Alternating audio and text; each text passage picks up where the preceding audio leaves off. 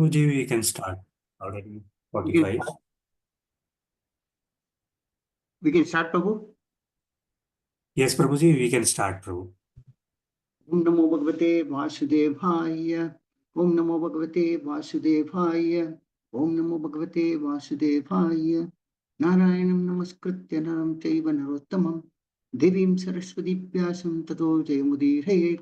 Nashtaprayeshu apatreshu nityam Bhagavate Sevaya. Bhagavati Uttama Sloke Bhaktir Bhavati Naishtihi. Hare Krishna. Welcome to this morning Bhagavad Gita discussion. We are today discussing from Bhagavad Gita as it is, chapter 15, text number 15. I'll read the sloka and the translation. Sarvasya chaham hridi sannivishto mattasmriti jnanam apohanam cha vedaischa sarvair ahameva vedyo vedanta krit veda videva chaham. Translation Srila Prabhupada ki jai. I am seated in everyone's heart, and from me come remembrance, knowledge, and forgetfulness. By way all the Vedas, I am to be known. Indeed, I am the compiler of Vedanta, and I am the knower of the Vedas. Om Jnanatimirandasya Jnananjana Shalakaya Chakshur Militam Vena Tasmai Shri Gurave Namaha. Jai Sri Krishna Chaitanya Prabhu Nityananda Shri Advaita Gadadhar Srivasadi Gaura Bhaktivedanta. Hare Krishna, Krishna Krishna, Hare Hare. Hare Rama, Rama Rama, Hare Hare. Vishpada Krishna Vasta Bhutale Srimati Bhaktivedanta Swami Namne. Namaste Saraswati Devi Gaurvani Prasad Nirvishesha Shunyavadi Paschatya Destarne.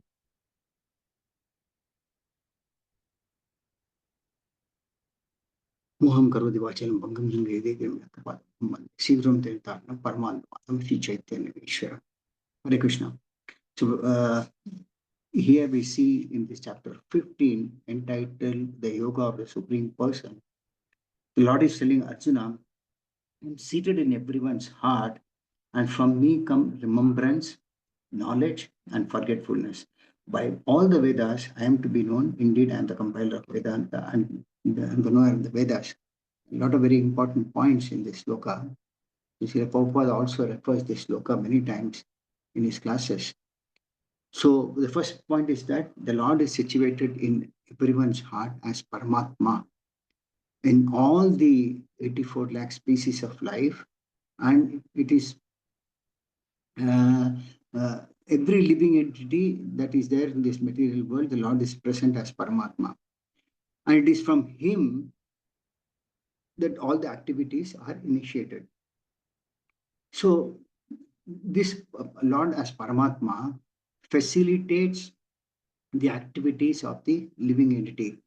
The living entity has a lot of desires, and the Lord as Paramatma facilitates the living entities to enjoy.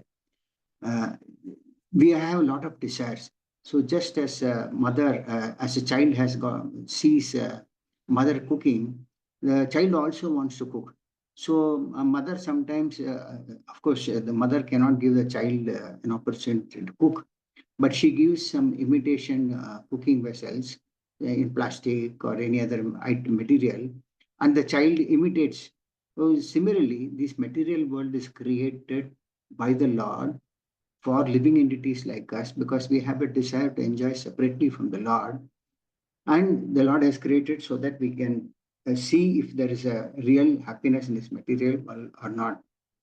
So the Lord is actually witnessing all these activities of every living entity of all the 84 lakh species of life, being situated in everyone's heart as Paramatma.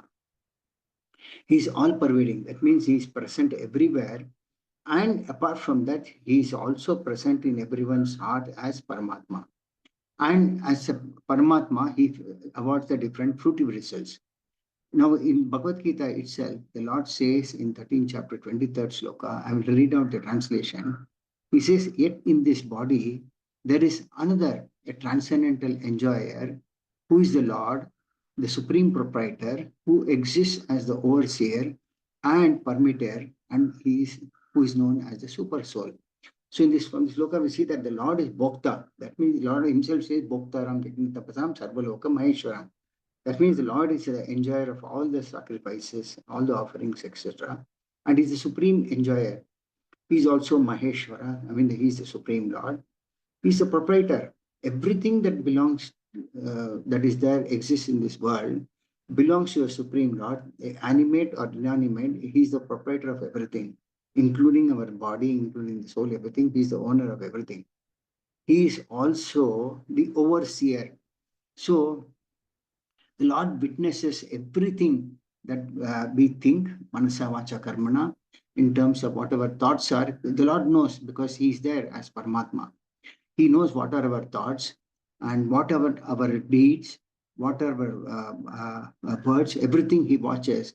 And what are our desires, because we have a lot of desires. And these desires keep flowing like all the rivers flow into the ocean. We finish one desire, another 10 desires come up. So the Lord, because we have a desire to enjoy, the Lord as Paramatma facilitates every living entity to enjoy. Of course, one has to at least also deserve. It's not just the desire to enjoy, but also one has to deserve. For example, one might desire to have become a king or a big ruler, but if his activities in that particular life does not make him eligible to become a king, he might get a body suitable to the activities what he has performed. So the Lord facilitates this according to one's desire and one's karma also. But he has to, then the Lord has given directions as to how one should act in one's life in the form of scriptures, in the form of acharyas, and in the form of guru. That's why it is said sadhu, shastra, and guru. So the Lord oversees all our thoughts, activities, etc. And what happens is that the living entities take one form of life, and then uh, at the end of life, the soul quits the body and takes another body. So the Paramatma facilitates this transmigration from one body to the another body based on as he's a witness to all of one's work. He's a witness. So he's an overseer. So then the Lord transmigrates that particular living entity to another body based on his deeds. And at the same time, he also gives forgetfulness. Now, if we are to remember everything, we are already suffering in this body in this lifetime itself. So he gives forgetfulness also, so that if we are to remember the sufferings that we have taken all through our previous lifetimes, we will not be able to tolerate it. So the Lord being merciful, he gives us that um, uh, option of forgetfulness also. So we forget whatever suffering we have had in the previous life. And if we remember those suffering, then how we will enjoy. So he's known, he witnesses all these things as overseer. Then he's a permitter also. Without the sanction of the Lord, nothing can happen. Even it is said that even a blade of grass cannot move without the sanction of the Lord. So all these things require someone as a permit, as an overseer, as well as a permitter, and that is the Supreme Lord as Paramatma. Now, all these things require also knowledge. Even on a material platform, knowledge is required. And real knowledge is what we are, who we are. We are the spirit soul and not this material body. And this spirit soul is a part and parcel of the Supreme Soul, Paramatma. And the duty of this living entity, constitutional position of this living entity is to serve the Supreme Whole. Just as every part of the body, the eyes are meant to see for the whole body, not just the eyes wants to see for its own self. So the eyes see and serve this, give the vision to the intelligence in the brain. So for that, knowledge is required even in a material platform. So, example is given that many times we see that even a bird, when it gives birth to its children, the mother goes and brings some for some time, brings some food for them, maybe in terms of worms or whatever it is, and put it in their mouth. But gradually, as they grow, these birds also, as they grow, they learn how to eat. So that means that the Lord is there, and someone is there in the heart of that bird also as a child. And the Lord is giving instructions how to eat also. So that is why we see that there is a natural instinct in every living entity, and the Lord is giving the knowledge to everyone. So knowledge is required, and the Lord is giving the, like in the purport itself, Srila Prabhupada mentions, the Lord is not only giving the instinct to eat, but also is giving the food also. Because without the Lord's sanction, even we can't get food. And also he gives the knowledge how to eat also. Now, if we see in the whole world, there are so many countries which are very, very populous, and they are very well known in terms of agriculture, produce, etc. They are abundant in plenty in every agricultural products. At the same time, there are countries where there is a lot of scarcity. So there is an overseer for all these things. Just as for every living entity, there is somebody who oversees. The Lord is all pervading Paramatma, witnesses everything, and he facilitates accordingly everything. So just as in a material body, somebody is required to give knowledge, similarly, spiritual knowledge is that, real knowledge is that, who am I? I'm a spirit soul. I'm by constitutional position, I'm supposed to serve the Lord. But because of lack of knowledge, the living entity commits sinful activities. And for sinful activities, he has to suffer. So that knowledge is required, and that knowledge is given by the Lord only. There is nobody else. And the spiritual knowledge is given in the Vedas. We'll come to this point a little bit later. But the knowledge that is required is given by the Lord Himself. Then the Lord gives Smriti. Smriti means the remembrance. We all need something to remember. Uh, and this remembrance is defined as a collection of our recollection of our activities, which is what is called memory. We all have some memory, but this memory is not unlimited. The Lord has got is aware of, as the super soul, of all the activities of all the living entities all over the creation. That is the Lord's memory. But we have limited memory because we can't remember everything. So, and that too, we are fortunate enough to remember because we have a human form of life. Animals, the tendency of forgetfulness is more in animals. Their remembrance is only restricted to eating, mating, depending, and sleeping. But at least the Lord has given the facility for in human beings to remember more than the animals. So that smriti is what that is called remembrance, and we all have some memory. Then the Lord says, Apohanam cha, Matasmritir Jnanam, Apohanam cha. Apohanam cha means that is forgetfulness. So this forgetfulness is given by the Lord so that we can forget everything related to our previous lives. And also this life. See, if we really see, many times we may not even remember what we have done the same at the same time yesterday, or the same time what we have done day before yesterday, unless until somebody might remember, yes, I have to go to my office at 9:30, so I will be there. That everybody might remember. But many things we are not able to remember what we have done couple of minutes before or couple of hours before. And as one ages, he starts losing his memory, his intelligence, and his forgetfulness increases. So that forgetfulness is also given by the Lord. So as soon as one quits his present body, he has to begin his work again because he has got desires. That facility is given by the Supreme Lord by giving the living entity another form of life. So, although the living entity forgets, the Lord gives the living entity intelligence. Uh, Here in this sloka, intelligence is also given. Yeah. So, that intelligence is also given by the Lord, just as I mentioned that the Lord gives a child intelligence that he has to cook just like his mother. So, that intelligence is given to that living entity by the Lord only. So the forgetfulness is also considered as a mercy of the Lord. Then, as a living entity enters into another body, he is also given the intelligence to renew his work where he ended in the last life. Somebody might, like I said, might want to become a king, but he has not developed.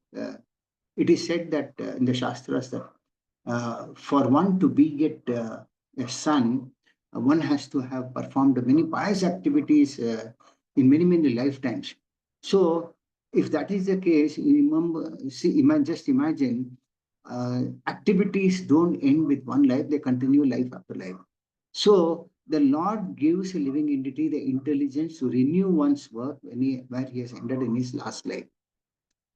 So forgetfulness is also a mercy of the Lord. Then the next important point that is mentioned is he is the Lord as is the only worshipable Lord. There is no other worshipable Lord other than the Supreme Lord Krishna, and he is the Supreme Lord and he is the Supreme Enjoyer also. So the Lord is worshipped in three stages, that is Brahman, Paramatma, and Bhagavan. So we will discuss a little bit on these three aspects. The Lord, this Brahman is the all-pervasive glowing effulgence that emanating from the body of the Lord, and it covers the body of the Lord by which we are not able to see the Lord. So there are certain type of worshippers who think that the Lord does not have a form, the Lord does not have a name, the Lord does not have any qualities, the Lord does not have any pastimes. So they believe that such persons are called Mayavadis or impersonalists, and they worship this form of the Lord as Brahman. And they think that after they leave the body, they will enter into the Brahma Jyoti and become one with the Lord. By constitutional position, one can never become God. But they believe that everyone is one with the Lord and they attain what is called Sayujya Mukti, which is entering into the Brahma Jyoti. But this in this Brahmajyoti, what happens is that there is no activity. So they feel suffocated and there is no association also. So they want to become God. But God, as per scriptures, like I mentioned, Krishna is the Supreme Lord. All incarnations like Lord Rama or Lord Narasimhadeva, Lord Vamana, they are all emanations from the Supreme Lord as Krishna. So there is only one Supreme Lord, that is Krishna. But these Mayavadis are impersonalists. They think that they will become God. They are one with God, and after leaving the body, they will enter into God. They will become God by entering this Brahma Jyoti. So they attain what is called the Sayujya Mukti, that is to become one with the Lord. But one can never become one with the Lord. And then what happens is, because there is no activity, there is no association, they remain there for some time and they come back again to this material world to take birth to resume their activities. So Brahman is the first stage of realization. The next stage of realization is the Paramatma form of the Lord. The Lord is situated in everyone's heart as the Paramatma or the super soul. Example is given that there are two birds in a tree. One bird is eating the fruit of the tree and the other bird is watching the other bird eating. So the bird eating the fruit of the tree is this individual soul, and the other bird which is watching these activities is this Paramatma or the super soul who watches all the activities of the individual soul. So this is an analogy given in the Shastras. And this Paramatma, as I mentioned, is the super soul, and he witnesses all the activities and awards the living entities various bodies according to their desire and their karma. And the final stage is Bhagavan. The ultimate realization is the full form of the Lord, and is the full complete conception of God, and it contains also Brahman and Paramatma features. So devotees who worship the form of the Lord, so it is, we can't visualize the form of the Lord because the Lord's form is composed of eternity, bliss and knowledge. The Lord has got a spiritual and a transcendental form. We have a material body. We are conditioned to see material forms. So because we are conditioned to see only material forms, the Lord has facilitated it by presenting himself as Archav incarnation in the temples. That is the full complete form of the Lord, and they are non-different from the Lord. Lord is absolute. The Lord's name, qualities, form, everything are absolute and they are non-different. So the Lord is present as the Bhagavan feature and is the ultimate realization of the form of the Lord. So devotees who serve the Lord, who realize their constitutional position or who have achieved self-realization, their only desire is to serve the Lord in various ways. That is, Shastras mentioned about Savanam, Kirtanam, Vishnu Smaranam, Pada Sevanam, Archanam, Vandanam, Dhasyam, Sakyam, Atma Nivedanam. There are 9 ways of serving the Lord. So devotees don't aspire even for liberation, and they want to only serve the Lord birth after birth, which is their position. So the Lord is called Rasik Shekhar because the Lord enjoys various rasas or mellows or tastes along with his devotees. So this is the Bhagavan feature of the Lord. Then the next point that is mentioned in this sloka is about the Vedas. The Vedas are the Vedas contain so much of information, but in Kali Yuga we are not in a position to understand the Vedas. So the Vedas give the right direction to the common man as to how they can mold their lives and come back to Godhead, go back to Godhead, which is our original home back to Godhead. So the Vedas offer knowledge regarding the personality of Godhead, Krishna, and Krishna and the incarnation of the Lord as Vyasadeva. Vyasadeva as the incarnation of the Lord is the compiler of all the Vedas, is the compiler of the Vedanta Sutra.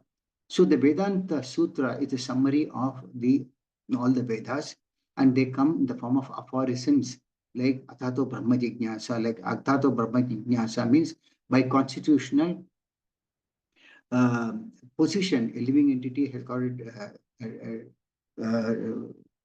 can has a by constitutional position, a living entity is bound to acquire knowledge. Athato Brahma Jignasa, Jignasa, there is knowledge about the Lord and his own self, that is self realization. So, in the form of many aphorisms, this Vedic knowledge gives, and they're innumerable, but then it is not possible to understand these Vedas or Vedanta Sutras. So, the summary of all these Vedanta Sutras is given by Srila Vyasadeva himself, who is also an incarnation of the Supreme Lord, and he has given it in the form of Srimad Bhagavatam, Bhagavad Gita, etc. So, the Lord is so full that he is the supplier and digester. Uh, he gives us the conditioned soul the footstep to digest. He is a witness of all the activities of every living entity.